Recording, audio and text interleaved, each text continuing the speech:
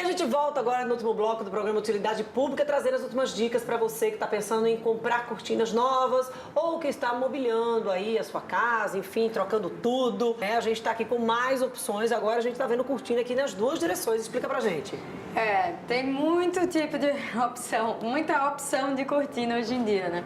Tem essa plissada, por exemplo, que ela aciona verticalmente, né? Então ela vem no sentido horizontal, sobe e desce. Essa aqui, por exemplo, a gente não costuma ver muito, mas ela existe e é muito prática, principalmente se você tem uma área, uma porta que dá para varanda, uma área que bate bastante sol. É mais interessante você ter, de repente, uma cortina que abre no sentido da porta, em vez de ter essa que você precisaria subir ela inteira. E assim, tem um imã aqui, olha, no final, que ajuda a vedar, né? Isso, ela fecha completamente e fica presa aqui no imã no final. É uma solução muito interessante. Essa daqui é aquela história que você estava falando no início, né? Olha, Dani, você pode ter uma cortina aí que tenha blackout quando você quiser, mas não tire a paisagem. Se você tem uma região que tem uma paisagem bem interessante, que você quer também ver essa paisagem, curtir um pouquinho, essa cortina aqui, quando ela fecha, ela baixa, ela faz um blackout completo. E você tem a opção de ter a transparência também aqui atrás. Você consegue regular tanto a incidência do sol, quanto o tanto que você quer ver de paisagem atrás. Você não perde a paisagem e quando você quiser, você veda, porque é um tecido... A incidência de luz solar. Que isso aqui não é aquilo que a gente está acostumado a ver, aquelas paletas não, tá, gente? Isso é tecido, ó. Isso é um tecido escuro, é toda molinha, ó. E fica assim, já é uma decoração, né? Sim, é uma solução bem interessante. Ela já é uma decoração, ao contrário dessa aqui, que a gente tinha mostrado aqui, que é um pouco transparente, mas ela é um já não dá pra ver. tecido também, então ela é diferente daquelas de alumínio, que existem há mais tempo, ou até mesmo as de madeira. Então ela também é um pouco mais decorativa, mas ela não mostra a paisagem atrás. Ela é plissada, recolhe, abaixa, mas ela não tem essa opção de ver a paisagem atrás. De repente, se você tem um local, uma região que também não é interessante ver essa paisagem, é interessante ter uma cortina assim, que bloqueie completamente. E aí a pessoa não quer utilizar esses tipos mais modernos por uma série de fatores. Um desses fatores é aquela história de você ter que estar manuseando ali aquela fitinha, aquele cordão que fica ali ao lado, que às vezes aquilo ali, a depender de quem vai manusear, pode não ter, porque aquilo ali exige uma delicadeza, tá, gente? Não dá pra puxar ali, não, porque senão até porque você arranca... até corre o risco de danificar. De danificar, né? Então, mas a pessoa não quer dessa, quer aquela coisa mais simples, que é o tecido. Aí vem outro problema. O tecido que você vai colocar na sua cortina é um tecido com franzido, com pouco franzido, com muito franzido, é o que a gente vai mostrar agora aqui desse outro lado.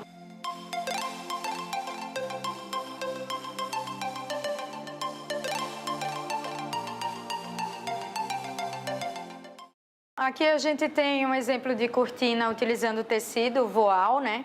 Que geralmente são esses tecidos bem levinhos, bem transparentes que a gente conhece. Esse é branquinho, razoavelmente transparente, tem até alguns mais transparentes que esse. Num trilho já no modelo simples também, bem discreto. Mas que poderia ter um duplo ali para botar o blackout. Poderia ter. Você poderia ter, por exemplo, um blackout atrás, um chale na frente. E aí você precisaria de um espaço maior para colocar esses trilhos, que é a questão do forro de gesso, do cortineiro que a gente estava comentando. Nesse caso aqui já é outra cortina que abre lateralmente, né? No caso aqui são vários painéis que abrem e fecham. Também é uma maneira interessante de colocar essa cortina. Aqui nós temos a tela solar, que é uma tela que a gente costuma usar bastante, inclusive para varanda, né?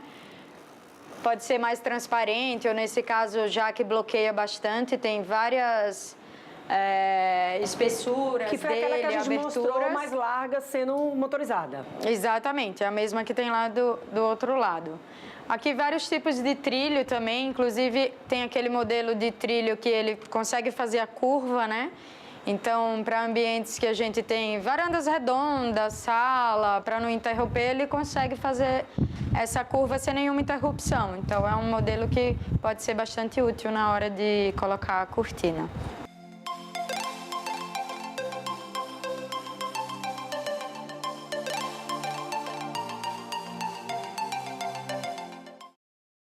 tempo está chegando ao fim, a gente tentou esclarecer ao máximo as dúvidas na hora de planejar uma cortina, mas posso garantir, na hora H, na hora que você for escolher a cortina, vai surgir mais alguma dúvida, por isso a importância de um profissional como a Samara, que está aqui com a gente, já trouxe. Olha, calcula direitinho, porque às vezes o local que você quer colocar aquela cortina não foi planejado para aquilo e aí você vai desperdiçar o dinheiro porque não vai ter como encaixar, né? A altura da cortina. A cortina você falou, olha, o ideal é que vá até o chão. Mas assim, até o chão, rastejando, até 2 dedos do chão para evitar sujar, como é que é? Não pode ter muita sobra para não ficar aquele acúmulo de cortina ali no chão, mas eu gosto bastante de usar como tá aqui, ela encosta levemente no chão. Pouca coisa, eu não gosto quando fica sobrando um dedo do chão, pra mim me dá a impressão que ela tá faltando, tá curta. E assim, a importância dessas cores claras é que você tem como fazer, por exemplo, enjoou no ambiente, você pode colocar no outro. Você pode compor com outro tecido, como eu falei, colocar um chale, trocar esse chale, que é mais fácil do que trocar a cortina inteira, mesclar um pouquinho de cor, dar um tom sobre tom, fica um resultado bem interessante. Mais cor mesmo, que geralmente às vezes as pessoas se encantam com cores, é preciso entender, olha, você vai acordar, você vai trabalhar, e aí você volta e vai estar ali com aquela cor.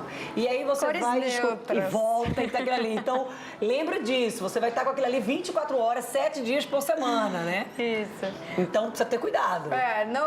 Não ir muito no colorido, e mais no cores neutras. Então seria um fende, um cinza, um bege, um marrom, ficar mais ou menos nessa gama aí. E aí abusa das cores, sei lá, nas almofadas, num objeto de decoração. Nos itens de decoração, exatamente. Samara, mais uma vez, muito obrigada. Eu que agradeço. Não é uma missão fácil a gente tentar ajudar aqui de uma forma geral, porque a gente sabe que cada caso é um caso. Tem casas que não vai, a gente está orientando para a cortina ir até o chão, mas tem ambientes que, como ela trouxe, vai ter aquela marcenaria que vai impedir que seja feito dessa maneira. Sim. Então, o bom mesmo é procurar ajuda de um profissional. Sim, com certeza. O profissional vai conseguir avaliar o ambiente, ver a necessidade dos clientes, a necessidade específica de cada ambiente e com certeza vai conseguir indicar o produto mais adequado para cada situação. Mais uma vez, muito obrigada. Espero que a gente tenha esclarecido parte das dúvidas. Utilidade Pública de hoje fica por aqui, mas a gente volta a se encontrar amanhã aqui na sua TV Aperipê a partir das 13h30. Mais uma vez agradecemos a Célia Moldecol, que está cedendo aqui o espaço para a gente estar trazendo todas essas dicas para você.